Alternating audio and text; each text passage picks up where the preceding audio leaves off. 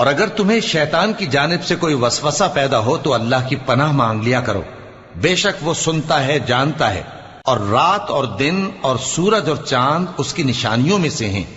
تم لوگ نہ تو سورج کو سجدہ کرو اور نہ چاند کو، بلکہ اللہ ہی کو سجدہ کرو جس نے ان چیزوں کو پیدا کیا ہے، اگر تم کو اس کی عبادت منظور ہے۔ پھر اگر یہ لوگ سرکشی کریں تو اللہ بھی ان سے بے نیاز ہے، کیونکہ جو فرشتے تمہارے پروردگار کے پاس ہیں وہ رات دن اس کی تسبیح کرتے رہتے ہیں اور کبھی تھکتے ہی نہیں۔ اور اے بندے،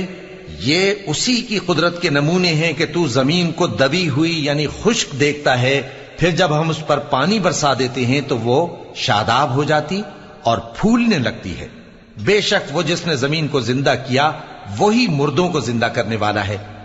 بے شک وہ ہر چیز پر قادر ہے۔ بے شک جو لوگ ہمارے احکام سے انحراف کرتے ہیں وہ ہم سے پوشیدہ نہیں،